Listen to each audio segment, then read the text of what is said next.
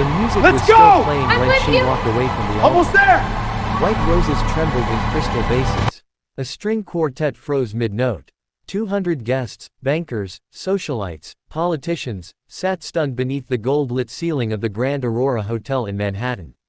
Cameras hovered. Whispers spread like wildfire. And at the center of it all stood Eleanor Whitmore, tech billionaire, philanthropist, the woman who had everything money could buy, staring at the single father who had just taken her hand and quietly said, "You don't have to do this."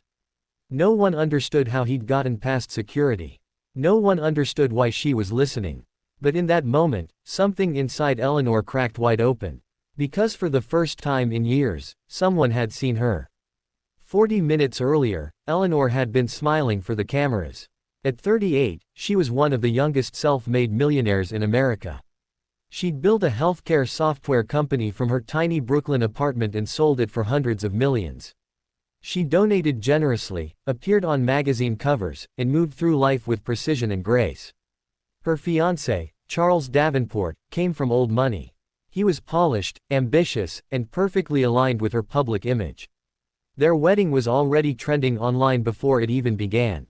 On paper, it was flawless. But Eleanor's hands had been trembling all morning. Not from nerves, from doubt. 3 months earlier, she'd had a flat tire in Queens on a rainy night. Her driver was off, her phone nearly dead. As traffic rushed by, she'd stood helpless on the side of the road, until a dented pickup truck pulled over.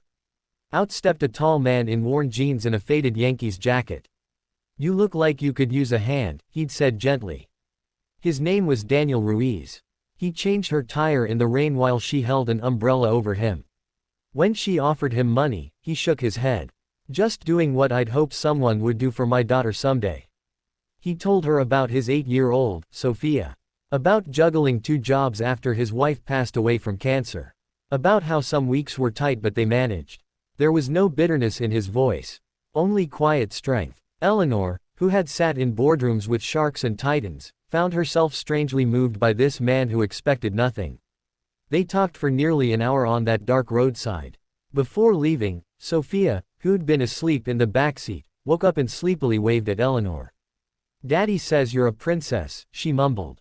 Eleanor laughed harder than she had in years. After that night, she couldn't stop thinking about them.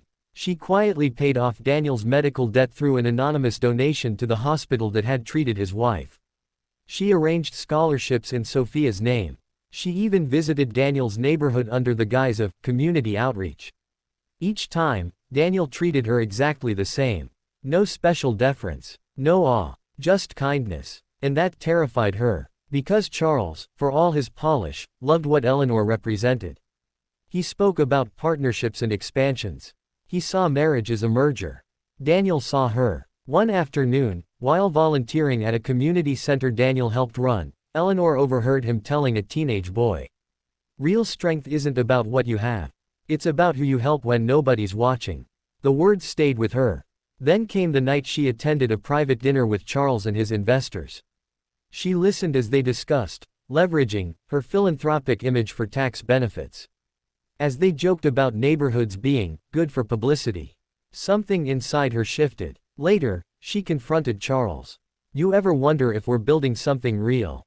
she asked. He smiled thinly. "Real doesn't matter. Successful does." That was the first time she felt truly alone. And now here she was, standing at the altar. The officiant cleared his throat. "Shall we proceed?" The ballroom doors suddenly opened. Gasps rippled across the room. Daniel stood there, slightly out of breath, still in his work boots. Security moved toward him, but Eleanor lifted her hand. "It's okay." Daniel swallowed. He looked wildly out of place among tuxedos and diamonds, yet somehow more grounded than anyone else in the room. "I'm sorry," he said, voice steady. "I wouldn't be here if it wasn't important." Charles's jaw tightened. "This is highly inappropriate." Daniel ignored him. His eyes never left Eleanor's. "I found out about the hospital donation. The scholarships. It was you." Murmurs spread through the guests. Eleanor felt heat rush to her face. "You didn't have to do that," Daniel continued. "But you did." Quietly. No press. No announcement. He stepped closer. "That woman, the one who stood in the rain with me, that's who you are. Not this." He gestured gently to the opulence around them. Tears welled in Eleanor's eyes. You deserve a life that feels like you, Daniel said softly. Not one that looks good in photos. The room was silent. Charles scoffed. Security. Stop, Eleanor whispered. She looked at Daniel. Why are you really here? He hesitated. Because I know what it's like to lose someone, he said. And I'd rather risk embarrassing myself than watch you lose yourself. Her breath caught. In that instant, the crystal chandeliers, the designer gown, the $1,000,000 floral arrangements, none of it mattered. She turned to Charles. I can't do this. Shock. Anger. Whispers. You're making a mistake, Charles hissed. Maybe, she said, voice shaking. But it'll be my mistake. She slipped off the diamond ring and placed it in his hand. Then she did the unthinkable. She stepped down from the altar. And took Daniel's hand. The internet exploded within hours. Headlines called it, the wedding walkout of the year. Speculation ran wild. Some called her reckless. Others called her brave. But Eleanor didn't check her phone. Instead, she found herself sitting at a modest kitchen table in Queens, sipping coffee from a chipped mug while Sophia showed her a drawing of the three of them under a rainbow. Are you gonna be my step princess? Sophia asked innocently. Eleanor laughed through tears. Maybe just Eleanor. The weeks that followed weren't glamorous. There were awkward conversations, media storms, financial disentanglements. But there was also something new. Peace. Eleanor began spending real time at the community center. Not as a donor, but as a volunteer. She helped kids with coding workshops. She listened to single moms. She used her business expertise to create job training programs for parents like Daniel. When reporters asked why she'd thrown away a perfect life, she answered simply. I didn't throw it away. I chose a different kind of wealth. Daniel never asked her for anything. One evening, months later, they sat on a park bench watching Sophia chase fireflies. You changed everything, Eleanor said quietly. Daniel shook his head. You changed it yourself. I just reminded you who you were. She leaned her head on his shoulder. For the first time, love didn't feel like a transaction. It felt like home. A year later, there was another gathering. This one was small, just friends from the neighborhood, kids from the center, a few folding chairs in a sunlit park. No crystal chandeliers. No society pages. Eleanor wore a simple white dress. Daniel wore the same steady smile. Sophia walked between them, scattering wildflowers she'd picked herself.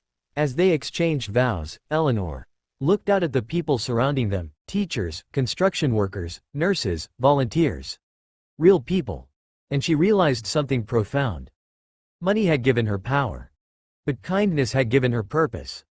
When Daniel slipped a modest gold band onto her finger, there were no gasps of shock. Only applause. And when Sophia hugged them both and whispered, "This is better than a princess wedding," Eleanor knew she'd never been richer.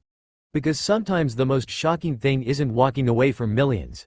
It's choosing a life where love, humanity, and selflessness matter more. And in that choice, she didn't just find happiness, she found herself.